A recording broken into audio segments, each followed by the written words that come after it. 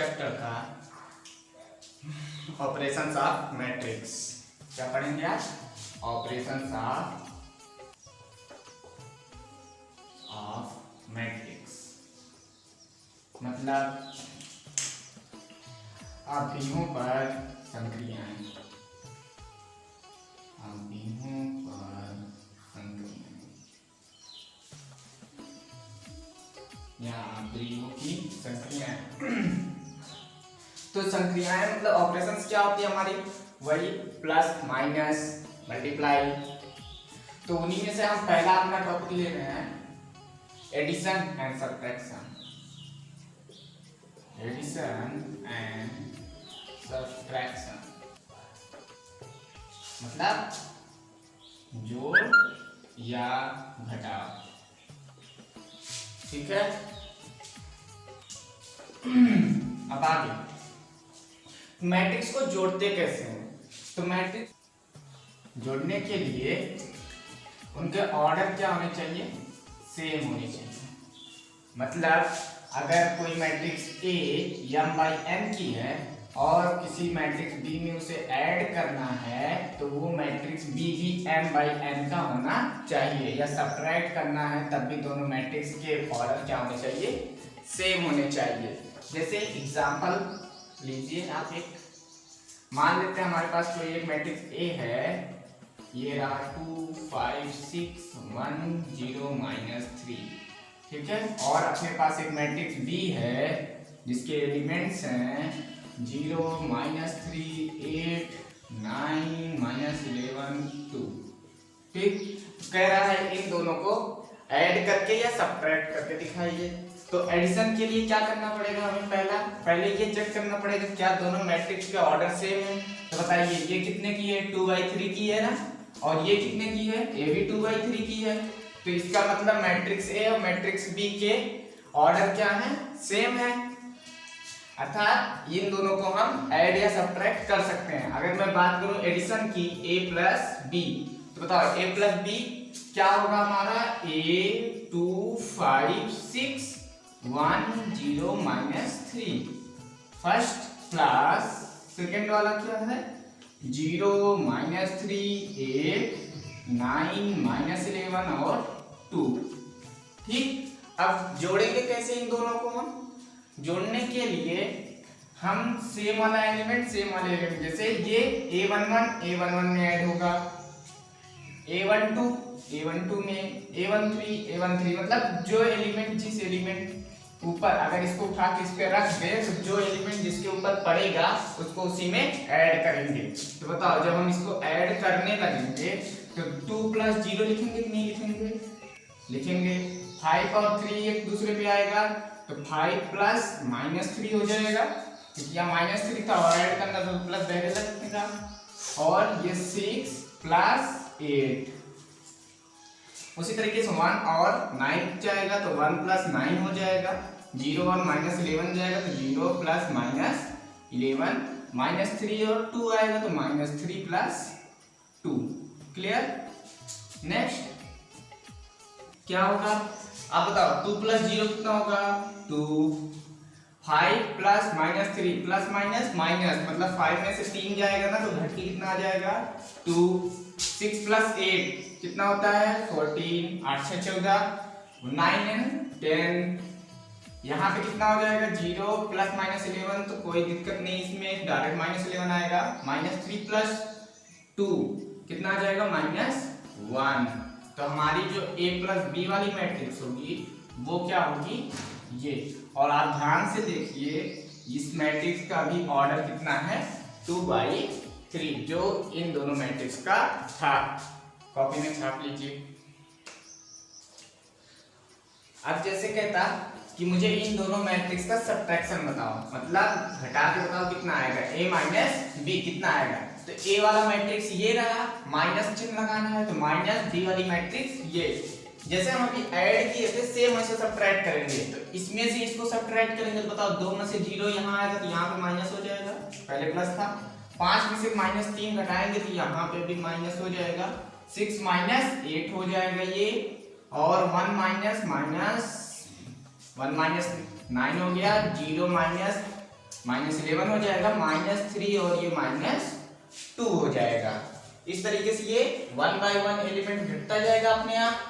ठीक, अब बताइए 2 में से 0 घटाएंगे कितना आ जाएगा 2, 5 माइनस और ये माइनस, माइनस और माइनस कितना हो गया प्लस, तो ये हो गया 5 + 3 और 5 + 3 मतलब कितना होता है 8।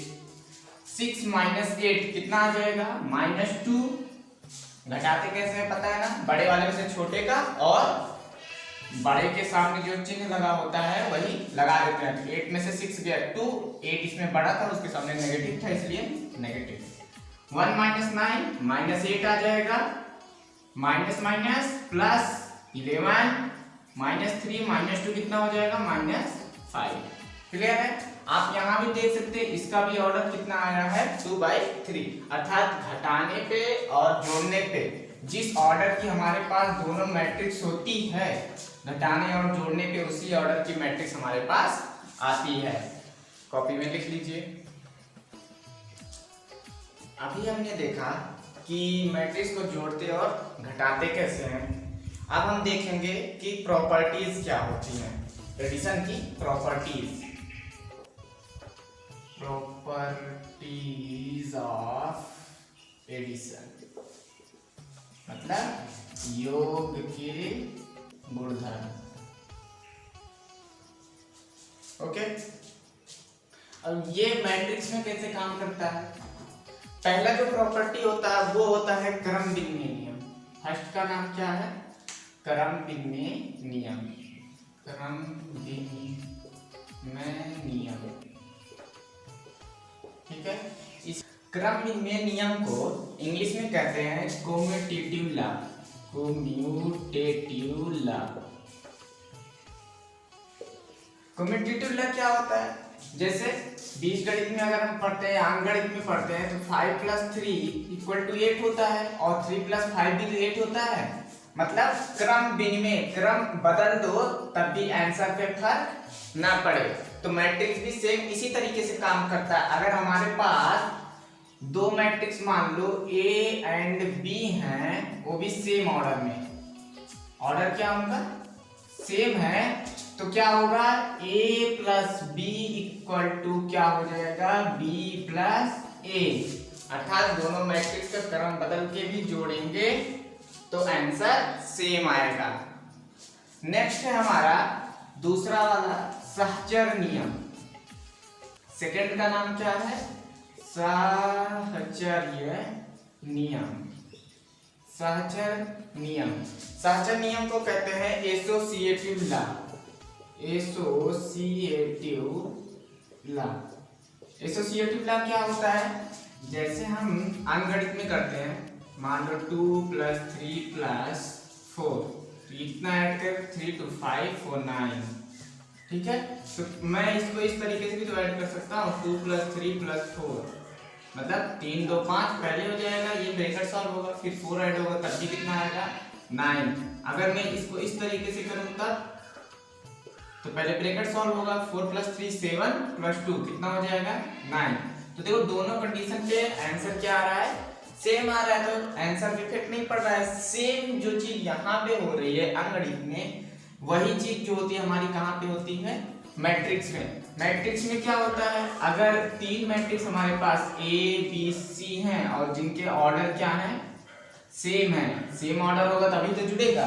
तो A + B एक साथ अगर जोड़ दे या B + C एक साथ जोड़ दे तब भी दोनों की वैल्यू क्या आएगी सेम आएगी, और इसी को हम क्या कहते हैं, इसी को कहते हैं सहचर नियम।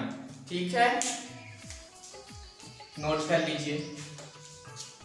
अब हम देखते हैं एडिशन की तीसरी प्रॉपर्टी। तीसरी प्रॉपर्टी क्या है योज्य तत्सम। क्या है योज्य तत्सम। योज्य तत्सम का मतलब क्या होता है, योज्य तत्सम का मतलब होता है एडिटिव आइडेंटिटी। एडिटिव आइडेंटिटी का मतलब क्या होता है कि कोई एक नंबर मान लो हमारे पास 5 है, कोई एक नंबर हमारे पास क्या है 5 है, तो 5 में ऐसा क्या जोड़ दे कि हमें 5 ही मिल जाए? तो वो कौन है बताओ? 0 ना, 0 ही होगा। तो 0 जो होता है वो क्या होता है? योज्य तत्समक होता है किसी भी नंबर का। इसी तरीके से किसी भी मैट्रिक्स A का योज्य तत्समक जो होता है वो शून्य मैट्रिक्स होता है, क्योंकि किसी भी A में केवल शून्य मैट्रिक्स ही ऐड करने पे हमें क्या मिलेगा? A मिलेगा। अगला जो हमारा है फोर्थ वाला, उसका नाम क्या है? उसका नाम है योज्य प्रतिलोम। क्या नाम है? प्रॉपर्टी फोर्थ क्या है? योज्य प्रतिलोम। योज्य प्रतिलोम का मतलब क्या होता है? Additive inverse. Additive inverse. योज्य प्रतिलोम का मतलब क्या होता है? Additive inverse. एडिटिव इनवर्स मतलब क्या होता है? किसी भी संख्या में हम ऐसा क्या जोड़ दें कि हमें क्या मिल जाए? 0 मिल जाए। तो बताओ 8 में ऐसा क्या जोड़ देंगे 0 मिल जाए? -8 ही तो जोड़ेंगे तभी तो 0 मिलेगा। तो ये जो -8 आ रहा है वही 8 का क्या कहलाएगा? योज्य प्रतिलोम। सेम इसी तरह से हमारी मैट्रिक्स में होता है। मैट्रिक्स में क्या होता है? मान लेते हैं कोई एक मैट्रिक्स A है, तो A मैट्रिक्स में ऐसा क्या जोड़ देंगे कि हमें शून्य मैट्रिक्स मिल जाए? तो बताओ 0 ऑब्जेक्ट लाने के लिए मुझे A में -A ही तो जोड़ना पड़ेगा, तभी तो 0 आएगा। इसका मतलब क्या हुआ? किसी भी मैट्रिक्स A का योज्य प्रतिलोम जो होगा वो माइनस का वही मैट्रिक्स हो जाएगा। क्लियर बात? अगला जो प्रॉपर्टी है हमारी योग की, उसका नाम है निरसन नियम।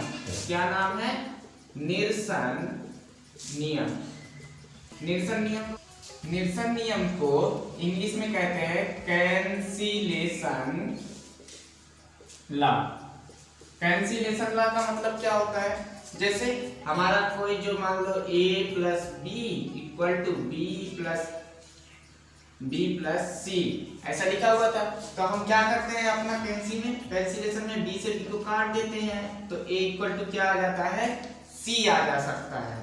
तो ऐसा जो होता कहाँ होता है? गणित में होता है, गणित में। लेकिन यहाँ पे जो है मैट्रिक्स में भी यही नियम फॉलो होता है। अगर तुम्हारे पास दो मैट्रिक्स सेम ऑर्डर के A और B हैं तो उनका योग A plus B equal to A plus C है, तो A से A जो है कैंसिल हो जाएगा और B इक्वल टू क्या आ जाएगा? C आ जाएगा। क्लियर बात? या इसी को ऐसे लिख सकते हैं, कुछ ऐसा दिया गया होगा A plus B equal to D plus B, तब भी देखो ये से B कैंसिल हो जाएगा और A इक्वल टू क्या आ जाएगा? D आ जाएगा। क्लियर बात? ठीक। अब तक हमने जो है जोड़ और घटाव की प्रॉपर्टी देख ली, जोड़ और घटाव की संक्रिया देख चुके हैं। अब हम देखेंगे मल्टीपल की। तो मल्टीपल में जो हम पहला जो प्रॉपर्टी देखेंगे वो देखेंगे अदिश गुणन। क्या देखेंगे? अदिश गुणन। अदिश गुणन का मतलब हो गया स्केलर मल्टीपल, मल्टीप्लिकेशन। ठीक है, मल्टीप्लिकेशन। तो अदिश का मतलब क्या? स्केलर मतलब क्या होता है? कोई कांस्टेंट। कांस्टेंट का मतलब हो गया हमारा 1 2 3 4 5 ऐसे करके कोई भी नंबर, या कोई ऐसा कांस्टेंट जो कांस्टेंट हो, जैसे पाई, एप्सिलॉन, etc। तो क्या करते हैं? मान लेते हैं कोई मैट्रिक्स हमारे पास A है, Aij m/n। क्लियर बात है? और एक स्केलर हमारे पास मान लेते हैं K है। K क्या है? अदिश राशि है, स्केलर क्वांटिटी है। तो अगर मैं पूछ लूं K इंटू A क्या होगा, मतलब इस K का इस A में मल्टीप्लाई कराने पर क्या आएगा, तो बताओ क्या आ जाएगा? ये आ जाएगा K इंटू Aij m/n। मतलब इस K का इस A मैट्रिक्स के अंदर जितने भी एलिमेंट होंगे सब में अलग अलग मल्टीप्लाई होगा। एक एग्जांपल के थ्रू आप देखिए। एग्जांपल मान लेते हैं हम अपने पास कोई मैट्रिक्स A है 3 - 2 0 6। ठीक, ये कितने की है? 2/2 की मैट्रिक्स है। अब अगर कोई बोले कि 5A बताओ, कितना बता दो हमें? 5A। तो कोई हमसे पूछे 5a कितना और कैसे बताएंगे? 5a इक्वल टू 5 इंटू अपनी मैट्रिक्स लिखेंगे 3 -2 0 और 6, यही तो हो गया एक के स्थान पे। तो अब आंसर क्या हो जाएगा बताओ? इस 5 का गुणा इस चारों एलिमेंट्स में हम कर देंगे। तो बताओ 5 दिया 15, 5 दूनी 10, 5 शून्य 0, 5 छक 30। इस तरीके से ये मैट्रिक्स का मल्टीप्लिकेशन होता है, अदिश मल्टीप्लिकेशन इस तरह से होता है। ओके, लिख लीजिए। अब हम स्टार्ट करेंगे properties of scalar multiplication. Properties of scalar multiplication मतलब अदिश गुणन के गुणधर्म, अदिश गुणन के गुणधर्म।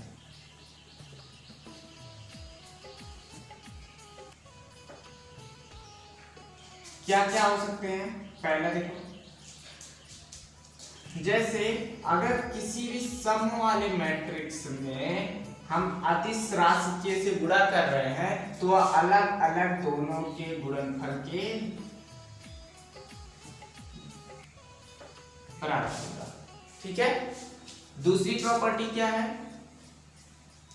दूसरी प्रॉपर्टी ये है कि अगर कोई दो कांस्टेंट मान लेते के और एल हमारे दो अलग अलग स्केलर हैं और इसमें को किसी ए मैट्रिक्स से मल्टीप्लाई कराना है तो हम इस ए मैट्रिक्स का दोनों कांस्टेंट के साथ अलग अलग मल्टीप्लाई करा सकते हैं इस तरह से।